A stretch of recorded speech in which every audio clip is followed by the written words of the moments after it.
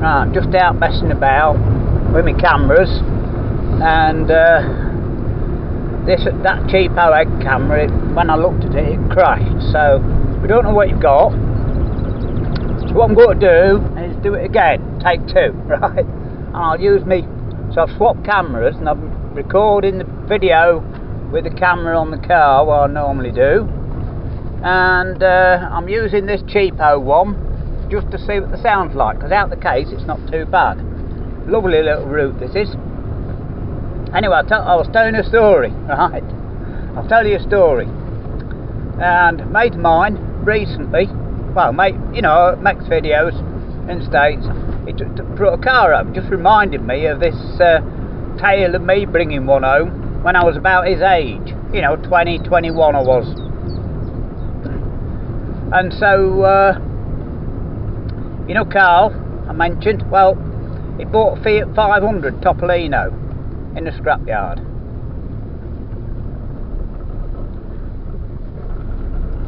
And it's alright, I'm going to get past these two cyclists, as you can see. There we are, but this is a lovely little bit of road I want to show you. Anyway, bought this car in Skegness in the scrapyard, this Fiat 500 Topolino.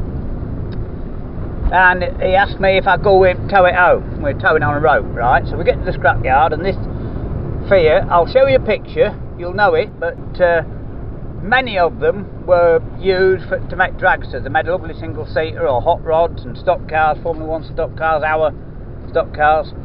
Many of them were used for that. So we'll have a very steady ride along here. And so anyway, we get there, and the engine and gearbox is on the back seat, and the prop shaft was still on. So he said, oh, it might be alright. So we set off. While we're in 10 yards, I stopped him and said, whoa, it was thrashing round, it was going to come through my seat and take my balls off, right? So we took the prop off and set off, and it was down High Street in Skeg. This scrapyard was off a road which led to the High Street in Skeg. Now I got that quick video of Skeg recently, and I showed you it where you can't drive down now.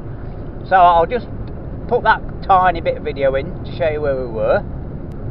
Anyway, we set off down there. Well, this car, it had very worn steering. There was a quarter player turning the steering, and with the engine and gearbox on the back seat, it was so light a steering it handled like a cart. So you had to turn the wheel a quarter of a turn and then just touch where it, you know, at the edges to keep it straight.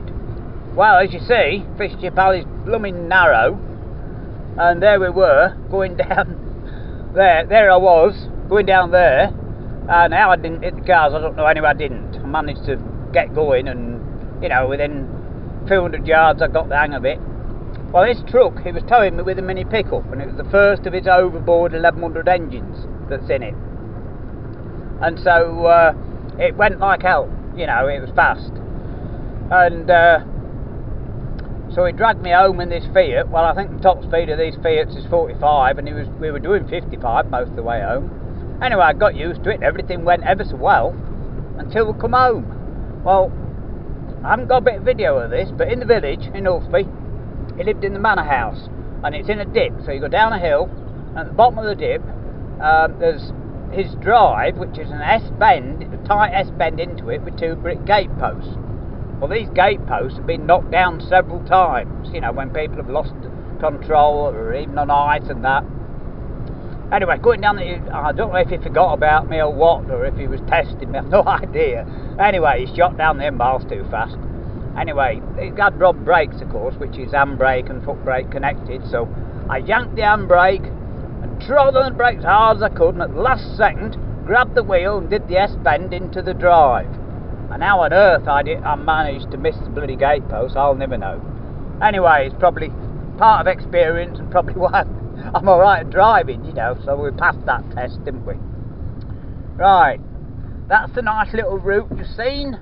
We haven't shown you before, so we'll stop it there and see what you think.